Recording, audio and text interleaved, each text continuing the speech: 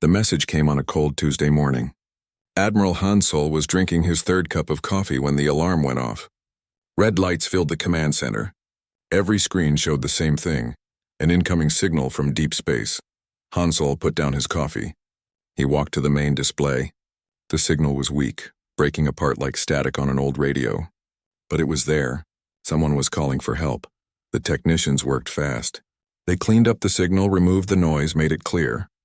When the voice finally came through, everyone in the room went silent. It was a woman. Her voice shook with fear. She spoke in a language the computers had never heard before. But the translation software worked quickly. Within seconds, her words filled the room. They are coming. They are destroying everything. Billions are dead. Please, if anyone can hear this, we need help. We are the Kalari Republic. Our worlds are dying. Please help us, the message repeated. Over and over. The same desperate plea. Hansol stood still.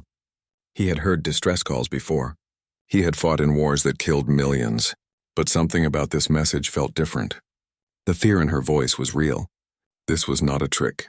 This was not a drill. He turned to his communications officer. Where did this come from? The officer checked his screen. The Andrus sector, sir. About 400 light-years from Earth. Hansol nodded. 400 light-years. That was far, very far, but not impossible. Send this to the council immediately, he said. They need to hear this. Within hours, the message reached Earth. The Terran Coalition Council met in emergency session. 12 representatives sat around a large table. They listened to the message 3 times. Then the arguing began. Ambassador Tae Yang spoke first. He was old, with gray hair and tired eyes. He did not like wars. He had seen too many. We cannot help them, he said. His voice was firm. We do not know these people. We do not know their enemies. If we send our fleet, we might start a war we cannot win. Another representative agreed. We must think of Earth first. Our people come before strangers, but not everyone agreed. One woman stood up. Her name was Captain Daun. She commanded a warship called the Indomitable. She was younger than most people in the room, but she had fought in battles that made other soldiers cry. They asked for help, Daun said. She looked at each person in the room. Billions are dying. We have the power to save them. If we do nothing, we are no better than the ones killing them. Tae Yang shook his head. And how many of our people will die? How many ships will we lose? We cannot save everyone. Daun did not back down. Maybe not, but we can save these people, right now, today. The room fell silent. Then Admiral Hansol spoke. He had been quiet until now, watching and listening. May I show you something? He asked. He pressed a button. A hologram appeared above the table. It showed a map of the galaxy. Earth was a small blue dot on one side. The Kalari Republic was marked in green, 400 light-years away. And between them, moving slowly toward Earth, was something else. Something dark. This is what our scouts found, Hansol said. Whatever is attacking the Kalari is not staying there. It is moving. In 5 years, maybe less, it will reach our space. The room went cold. Everyone stared at the dark shape on the map. If we do not stop it now, Hansol continued, we will fight it later. On our doorstep. In our space. Around our worlds, the council members looked at each other. No one spoke for a long time. Finally, the council leader called for a vote. It was close. Very close. But in the end, the decision was made. Humanity would help the Kalari.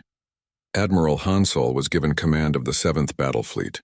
It was one of humanity's strongest forces. 73 warships. Thousands of crew members. Enough firepower to level entire planets. Hansol returned to his ship. He stood on the bridge and looked at his crew. They were young, most of them. They had trained for years but never seen real war. Today that would change. Prepare for departure, he ordered. We leave in 6 hours. The crew moved quickly. Ships were fueled. Weapons were loaded. Families said goodbye to their loved ones. Some would not see them again. On the Indomitable, Captain Daun walked through the ship. She checked every system. Every weapon. Every soldier. Everything had to be perfect. Lives depended on it. In the engine room, a young woman worked on the ship's main computer. Her name was Lieutenant Jiwoo. She was brilliant with machines. She could fix anything, but she had never been in battle before. Her hand shook a little as she worked. Are you scared? Another engineer asked her. Jiwoo did not look up. Yes, she said, terrified. The other engineer nodded. Me too. 6 hours later, the fleet was ready. 73 ships hung in space above Earth. Millions of people watched from below. Some prayed. Some cried. Some cheered. Han Solo gave the order. All ships activate slipstream drives. The ships began to glow. Blue light surrounded them. Space itself seemed to bend and twist. Then, in a flash of light, they were gone. The journey would take 6 weeks. 6 weeks traveling faster than light. 6 weeks to reach a people they had never met. 6 weeks to prepare for a war they did not understand. Inside the ships, the crew tried to stay busy. They trained. They ate. They slept. They tried not to think about what was waiting for them, but Han Solo thought about it. Every day, every night. He stood on the bridge and stared at the stars rushing past. He had fought many battles. He had won most of them. But he had also lost many friends. Many good soldiers. He wondered how many more he would lose before this was over. Da-Yun came to see him one night. She found him alone on the bridge, drinking coffee and staring at nothing. "Cannot sleep?" she asked. Han Solo shook his head. "Never can. Not before battle." They stood together in silence for a moment. "Do you think we are doing the right thing?" Da-Yun asked. Han Solo looked at her. He did not answer right away. Finally he spoke. "I do not know if it is right, but I know it is necessary. Someone has to stand up. Someone has to fight. If not us, then who?" Da-Yun nodded slowly. She understood. Humanity had always been fighters. It was in their blood. Their history was full of wars, full of struggles. But it was also full of moments when they chose to protect others, even strangers. Even at great cost. The weeks passed slowly. The fleet moved through the darkness between stars. And far ahead in the Andrus sector, the Kalari waited, hoping, praying, dying. They did not know that help was coming.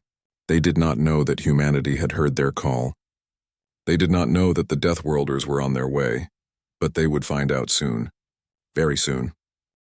3 weeks into the journey, Jiwoo found something strange.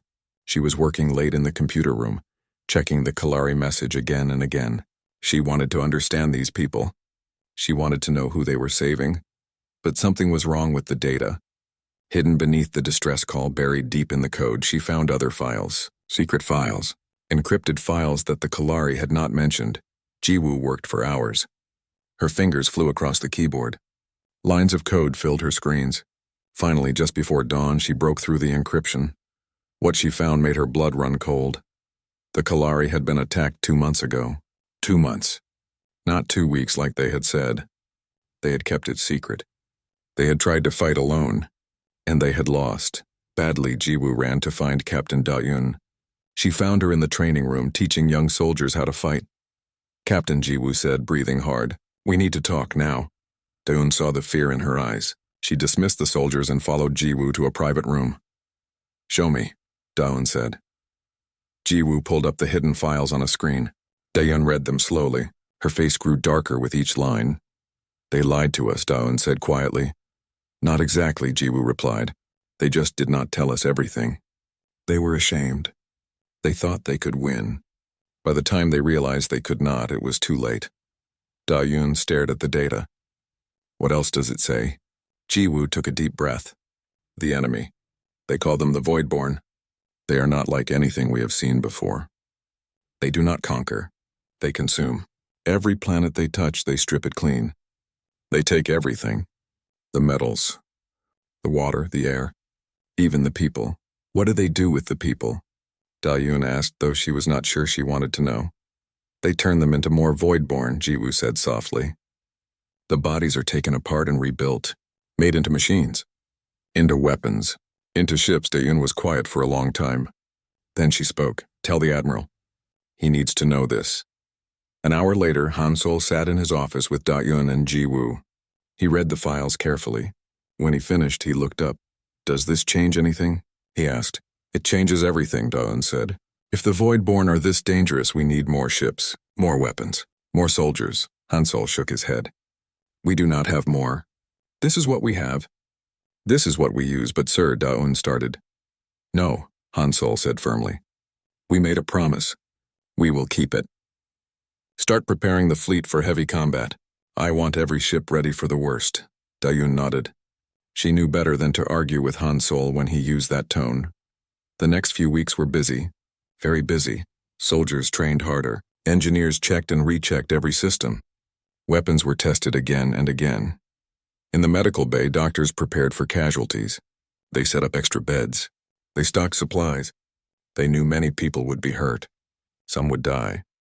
Commander Hee-jin trained her Marines the hardest. She was a tough woman with scars on her face and fire in her eyes. She had fought in the last Great War. She had seen things that gave her nightmares. But she never showed fear. Not to her soldiers. Listen up, she told her troops. The enemy we are facing is not normal. They do not take prisoners. They do not negotiate. They kill or they turn you into one of them. So you fight hard. You fight smart. And if you go down, you take as many of them with you as possible. Understood? Yes, Commander! The Marines shouted. Good, Hee-jin said. Because we are not just fighting for ourselves. We are fighting for people who cannot fight anymore. We are their last hope. Do not let them down. 5 weeks into the journey, the fleet encountered something unexpected. The sensors picked up a strange signal. It was faint, almost invisible. But it was there. Han Sol ordered the fleet to slow down. A ship, he said. Dead in space. The object came into view on the screens. It was a Kalari vessel, badly damaged, drifting. Send a team to investigate, Han Sol ordered. Hai-jin led the boarding party, 10 Marines in heavy armor. They flew across the darkness in a small shuttle. When they reached the dead ship, they cut through the hull and entered. The inside was dark, cold. The air was gone. The Marines turned on their lights and moved forward carefully. What they found made even Hye-jin feel sick. Bodies. Everywhere. But they were not normal bodies. They had been changed. Twisted. Metal grew from their skin. Wires came out of their eyes. They looked like machines pretending to be alive. Command, this is Hye-jin, she said into her radio. You need to see this. Back on the Indomitable, Han Sol and Da-eun watched the video feed. They saw what the Marines saw. Neither of them spoke for a long time. This is what the Voidborn do, Da-eun said quietly. This is what we are fighting. Hye-jin found the ship's computer. It was damaged but still working. She pulled out the data core and brought it back to the fleet. Ji-woo worked on the data core for hours. When she finally cracked it open, she found a recording. The last message from the ship's captain. The whole fleet gathered to watch it. The hologram showed a Kalari man. He was tall and thin with smooth blue skin and large dark eyes. He looked terrified. If anyone finds this, the Kalari captain said, his voice shaking, run. Do not try to fight them. They are too strong. They cannot be stopped. They took my crew. They changed them, made them into monsters. I am the only one left. I locked myself in the bridge. But they are breaking through. I can hear them. Oh gods, I can hear them. The recording cut to static. Then silence. The crew of the Indomitable stood in silence. Some looked scared. Some looked angry. All of them understood now what they were facing. Han Sol turned off the hologram. He looked at his crew. This is what waits for us, he said. This is the enemy. They are strong. They are ruthless. But we are stronger. We are humanity. We have faced worse and survived. We will face this and win. Some of the crew nodded. Others were not so sure. But no one spoke up. No one said they wanted to turn back, because deep down they all knew the truth. Humanity did not run from fights. They ran toward them. It was who they were. It was what they did. 1 week later, the fleet reached the edge of Kalari space. Han Sol stood on the bridge and stared at the screens. Ahead of them, the stars looked different. Darker somehow. Prepare for battle, he ordered. All weapons hot. All shields up. This is it. The fleet moved forward slowly, carefully, into the darkness. Into the unknown. Into war. The first thing they saw was the darkness. Not the darkness of space. Something worse. Something that seemed to eat the light itself. As the fleet moved deeper into Kalari space, the sensors began picking up debris. Lots of debris. Pieces of ships. Pieces of stations. Pieces of things that used to be homes. Then they saw the first planet. It hung in space like a dead thing. The oceans were gone. The atmosphere was gone. The surface was bare rock stripped clean of everything. Nothing lived there anymore. Nothing could. Da-eun stared at the dead world on her screen. How many people lived there? She asked quietly. Ji-woo checked the old Kalari records. 2 billion, she said. Her voice was barely a whisper. 2 billion, Da-eun repeated. All gone. They passed 3 more dead planets. Each one the same, stripped, lifeless, empty. Then they reached Thalvaris, the Kalari homeworld. It was still alive, barely. Huge ships hung over the planet like giant insects. They were dark and organic-looking, covered in what looked like armor made from bones and metal fused together. Tubes extended from the ships down to the surface, sucking up resources like vampires drinking blood. "The Voidborn," Hansol said. "Finally we see them. How many ships?" he asked.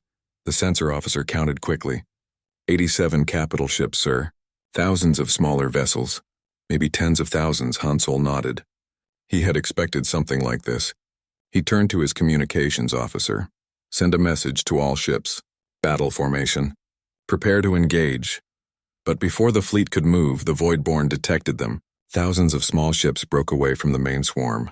They moved fast, very fast. "Contact in 3 minutes," the tactical officer reported. "All weapons free," Hansol ordered. "Fire at will." The Terran fleet opened fire. Railguns launched metal slugs at incredible speeds. Missiles streaked through space.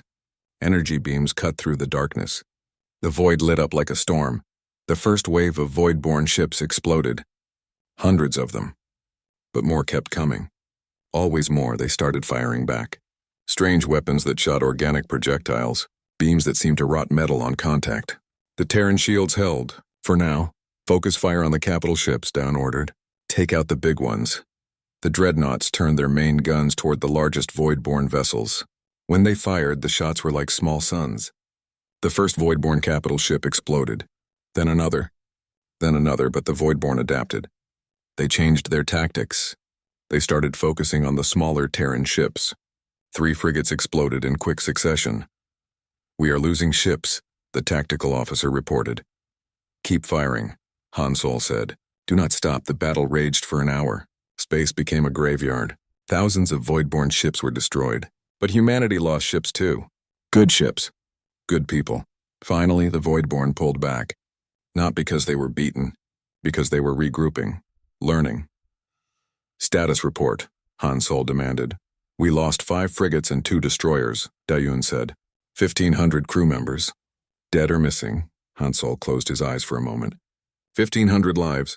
1,500 families who would never see their loved ones again. "And them?" he asked.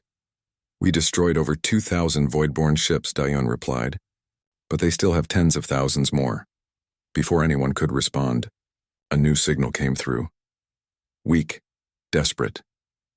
It was from the surface of Thalvaris. "This is Envoy Kalshara of the Kalari Republic," the voice said. "Is anyone there? Please tell me someone is there." Hansol picked up the communicator. "This is Admiral Hansol of the Terran Coalition. We are here. We received your message." There was a long pause. Then the voice came back, filled with emotion. "You came. You actually came. We thought no one would. We thought we were alone." "You are not alone," Hansol said. "Not anymore." A Kalari ship appeared from behind the planet. It was heavily damaged, barely holding together. It limped toward the Terran fleet. "Bring them aboard," Hansol ordered. An hour later, Envoy Kalshara stood in the meeting room of the Indomitable. She was tall and thin, with smooth blue skin that glowed faintly. Her large eyes were filled with tears. "Thank you," she said. "Thank you for coming. We did not think anyone would care." Dayun stood across from her. "How many of your people are left?" Kalshara's glow dimmed. 12 million. Out of 9 billion. That is all. The rest are gone. Dead or changed. The room went silent. 12 million out of 9 billion. It was almost complete genocide. "Can they be evacuated?" Dayun asked. Kalshara shook her head. "Not all of them. Not in time. The Voidborn are everywhere. They control the orbital space. They are on the surface. If we try to evacuate, they will attack the ships. Most will die." Hansol entered the room. He had been listening from outside. "Then we do not evacuate," he said. "We destroy them." Kalshara looked at him like he was insane. "Destroy them? You saw them. There are tens of thousands. You cannot win. We can if we cut off their head," Hansol replied. Jiwoo stepped forward with a tablet. She had been analyzing the battle data. "The Voidborn operate as a hive mind," she explained. "All the ships are controlled by one central intelligence, a nexus. If we can find it and destroy it, the rest will fall apart. And you know where this nexus is?" Kalshara asked. Jiwoo nodded. In the center of their fleet, protected by hundreds of ships. Kalshara looked at them all. You are talking about a suicide mission? Yes, Hansol said simply. We are. But why? Kalshara asked. Why would you do this? We are strangers to you. You owe us nothing, Dayun answered for him. Because if we do not stop them here, they will keep going.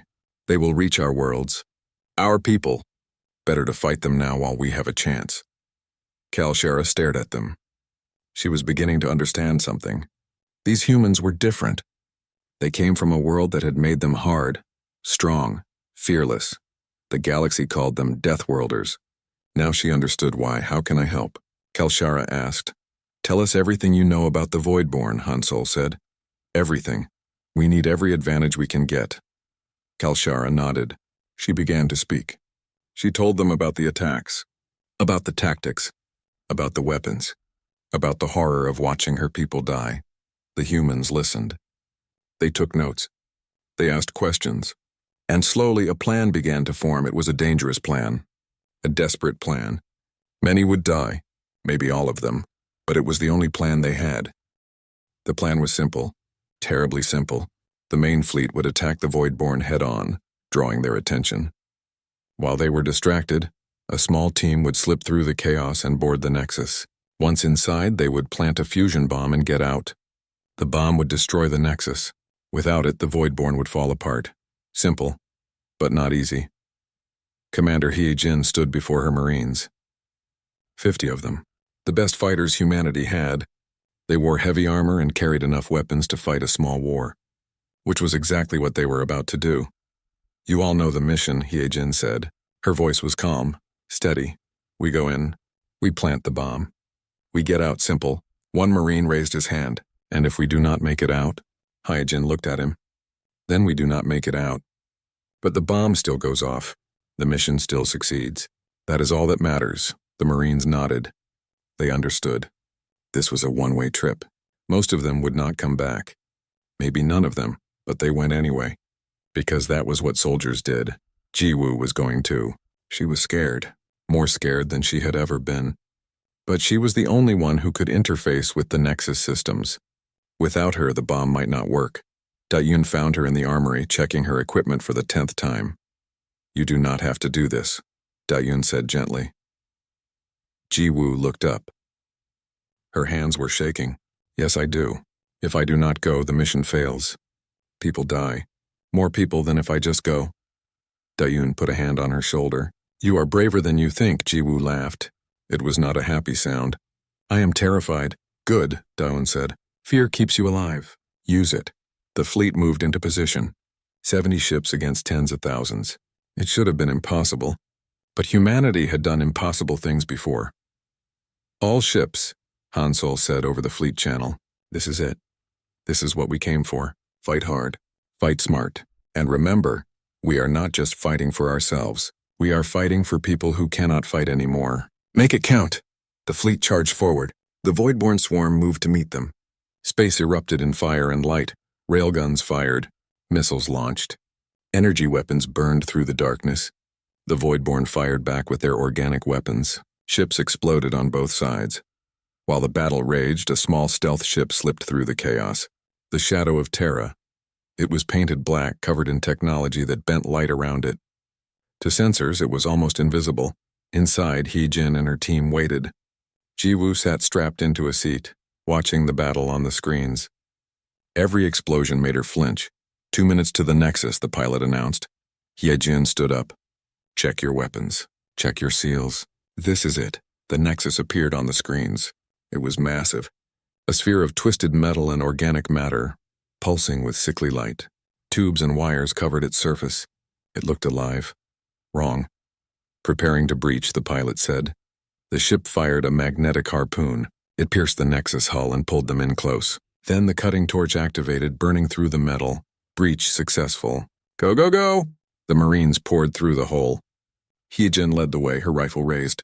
Jiwoo followed, protected by 2 Marines on either side. The inside of the Nexus was a nightmare. The walls were not metal or plastic. They were flesh, living flesh that pulsed and breathed. Wires grew through it like veins. The air smelled like rot and chemicals. Move forward, Heejin ordered. Stay together. They had not gone 20 meters when the Voidborn attacked. Creatures poured out of the walls. They looked like they had once been people. Maybe Kalari. Maybe other species. Now they were twisted things of metal and meat. They moved wrong, too fast. Too violent, open fire! Heejin shouted. The Marines fired. The corridor filled with light and noise. The creatures fell. But more kept coming. Keep moving. Do not stop. They fought their way forward. Every meter cost them. A Marine fell. Then another. They left the bodies behind. There was no time. Jiwoo clutched her equipment bag and tried not to look at the bodies. Tried not to think about what was happening. Just keep moving. Just survive. They reached a large chamber. In the center was the core. The brain. A massive sphere of organic and synthetic matter covered in cables and glowing with internal light. There it is, Hyejin said. Plant the bomb. But before they could move, something huge entered the chamber. A Voidborn command unit. It was the size of a truck with too many legs and too many eyes. Its body was covered in weapons. The creature roared. It was a sound that should not exist. A sound that hurt to hear. Take it down, Hyejin ordered. The Marines opened fire. Their weapons tore into the creature, but it did not fall. It charged forward. Jiwoo, go! Hyejin shouted. Plant the bomb. We will hold it! Jiwoo ran. Her guards ran with her. Behind them, the Marines fought the creature. She heard gunfire, screaming, explosions. She reached the core. Up close, it was even more horrible. It pulsed like a heart. She could feel it in her chest. In her bones. She pulled out her computer and connected it to the core. Immediately, the system fought back. Code flooded her screen. Viruses, defenses. The Nexus knew what she was trying to do. Jiwoo fought back. Her fingers flew across the keyboard. She bypassed one defense, then another, but the system was learning, adapting. It was trying to kill her programs, trying to kill her. Blood dripped from her nose. The neural feedback was hurting her, but she could not stop. Not now. Finally, she broke through. The defenses fell. The core was exposed. One of her guards placed the fusion bomb against the core. It attached with magnetic clamps. He activated it. 20 minutes, he said. We have 20 minutes to get out. They turned to leave. But the way back was blocked. The creature had killed most of the Marines. Only Hyejin still fought. She was covered in blood. Her armor was cracked. But she was still standing. Go. She shouted at Jiwoo. Get out, we cannot leave you. Jiwoo shouted back. You have to. Someone has to survive. Someone has to tell them what we did. The creature turned toward Jiwoo. Hyejin threw herself at it. Her rifle was empty. She drew her knife. Run. Now Jiwoo ran. Tears blurred her vision. Behind her, she heard Hyejin fighting, screaming, dying. They made it back to the ship with 3 minutes to spare. The pilot launched immediately. Jiwoo watched the Nexus through the window. Watched it grow smaller. Watched it die. The bomb detonated. The Nexus exploded in a flash of light brighter than a star. The shockwave spread through space. And across the battlefield, the Voidborn stopped. All of them at once. Their ships drifted. Their weapons went silent. The hive mind was dead. The Terran fleet did not celebrate. They were too tired, too hurt, too aware of what it had cost, but they had won. Against all odds, they had won. The silence after the battle was strange. Wrong somehow. Space should not be this quiet after so much violence. The Terran fleet drifted among the debris. Dead Voidborn ships floated everywhere. Some were still burning. Others had gone cold. Hansol stood on the bridge of the Indomitable. His uniform was stained with sweat. His eyes were red from lack of sleep. But he stood straight. Commanders did not show weakness. Not when their crew needed them. Final casualty report, he said quietly. Daeyoon read from her tablet. Her voice was flat, empty. 18 ships destroyed. 4,217 crew members dead. Another 600 wounded. Hansol closed his eyes. 4,000 lives. 4,000 families destroyed, and the Kalari? He asked. 12 million survivors on Thalvaris, Daeyoon said. The planet is damaged but livable. They can rebuild. Hansol nodded slowly. 12 million saved. 4,000 lost. Was it worth it? He did not know. He never knew. But he had made the choice. He would live with it. Jiwoo sat in the medical bay. A doctor was treating her nose. The neural feedback had caused some bleeding. some damage. Nothing permanent. But she felt broken inside.